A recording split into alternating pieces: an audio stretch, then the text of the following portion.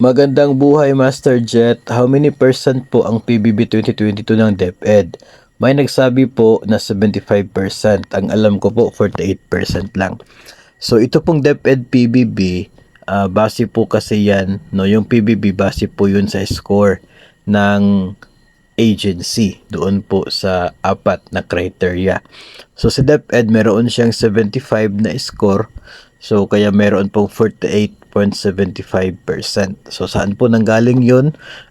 Kung magkano po no yung score, no, 'yun din po yung corresponding rate ng inyo pong PBB out of the maximum na 65% ng basic salary. No, siguro po yung mga nakapagsabi na 75, yun po yung score ng DepEd. Total points ng DepEd 75. No, so ang mangyayari po diyan, 75% of the 65% of basic salary. Kaya siya naging 48.75%. Saan naman galing yung 65%? Yun po yung maximum PBB na pwede po makukuha natin. No, so kung 100 yung score ng agency doon sa evaluation, 65% lang ng basic salary ang matatanggap na PBB. 'Di ba? Yung dati po, no, yung mga nauna pong PBB natin, yung mayroon pa pong good, better, best. Ang maximum po doon ay 65% ng basic salary.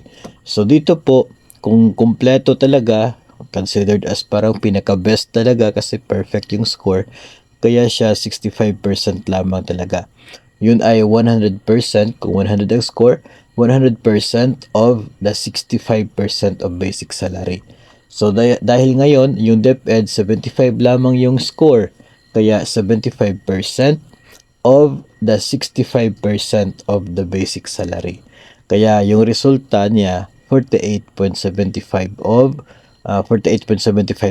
of the December 2022 basic salary. So ganun po, no, siguro ay parang nagkaroon lamang ng hindi masyadong pagkakaunawaan doon sa numbers na 75 at doon naman po sa 48.75.